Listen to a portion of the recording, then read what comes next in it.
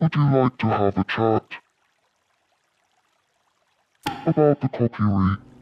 What if I told you that the Kokiri were never meant to live forever? That their eternal childhood was never a blessing but a condition, and that over time, they didn't disappear at all, but instead evolved into something with a completely different purpose? Hi, my name is Saturn, and welcome back to another one of my YouTube videos where we dive into the Legend of Zelda topics that Nintendo leaves with little to no explanation. You already know how that goes.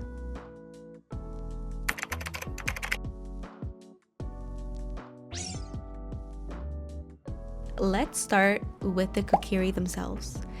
In The Legend of Zelda: Ocarina of Time, they are introduced as eternal children living in isolation under the protection of the Great Deku Tree. They do not age, they do not leave the forest, and every single Kokiri has a fairy. The Kokiris are not just a race, they are a magically sustained state of being.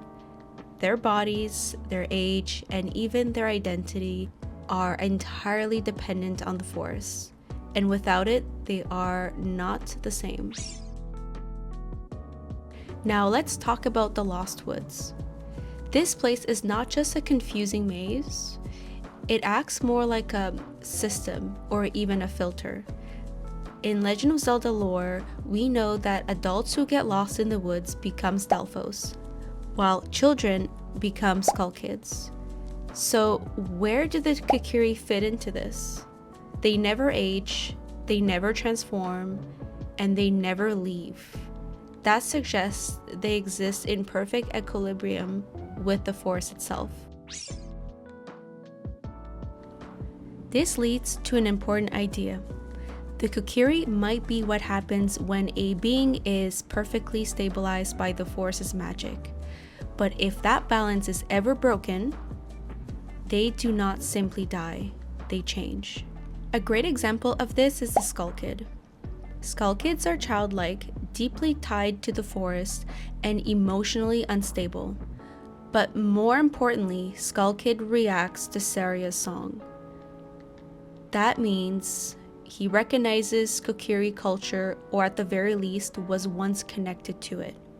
So instead of thinking that Skull Kid is just a random forest creature, it is more interesting to think of him as a failed Kokiri state, a being that lost the guidance of the Deku Tree and the structure of the Kokiri life, leaving behind only raw, unstable forest magic.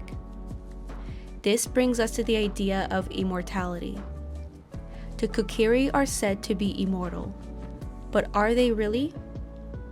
The rule says that if they leave the forest, they die. But what if that's not literal? What if instead the magic sustaining them fades away? Their eternal childhood could collapse, causing them to age rapidly, become mortal, or even dissolve into some kind of spirit form. This would mean that their immortality is conditional. They are not truly eternal, they are simply held in a frozen state. We actually see this idea of transformation confirmed later in the timeline. In the Wind Waker, the Kokiris are gone, but in their place are the Koroks. The world has changed, Hyrule flooded, forests have disappeared, and survival now requires adaptation. Unlike the Kokiri, who remained in one place under protection, the Koroks traveled, plant seeds, and actively restore nature. This is not just evolution, this is a complete shift of purpose. And here's where things get even more interesting. In Hyrule Warriors' Age of Imprisonment, and possibly implied in the Breath of the Wild and Tears of the Kingdom, Koroks plant seeds, settle in certain locations, and may eventually become trees. If that is true, it suggests that Koroks give up their mobility to become part of the forest itself. Philosophically, this is huge. The Kokiri existed within nature.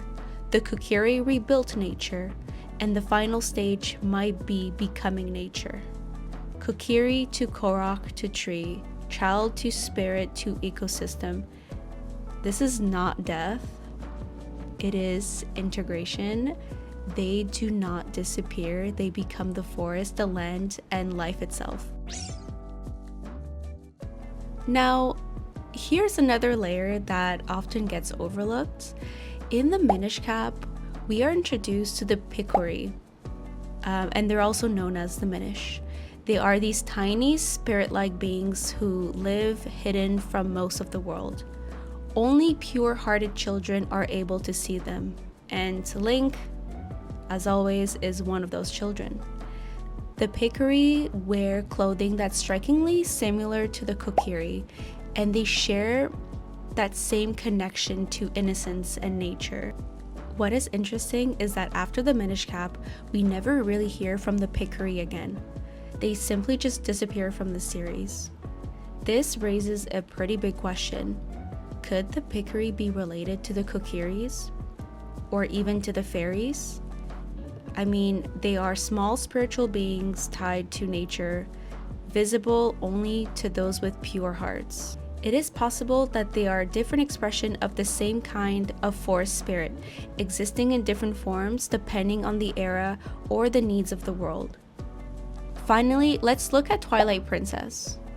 In that game, there are no Kokiris and no Koroks, just the forest itself. But the forest is still alive, still ancient, and still full of presence. So where did they go? One possibility is that they did not vanish at all. They may have returned to fully spirit form, or become part of the forest cycle, or simply exist in ways that we can no longer see. And this would also imply with the Gerudo that are also hiding in Twilight Princess. So at the end of the day, the Kokiris were never just children. They were a phase, a form, a balance between spirit and nature, and over time, they became the Koroks, and eventually they may become the forest itself. Not immortal, or no immortality, but transformation. So next time you find a Korok seed, just remember you might be holding what used to be a Kokiri. Thank you for watching this video, and if you have any suggestions or any topics you'd like me to talk about, please let me know in the comments. And if you like this new format of video as well, also let me know. Thanks, and I'll see you in the next video. Bye!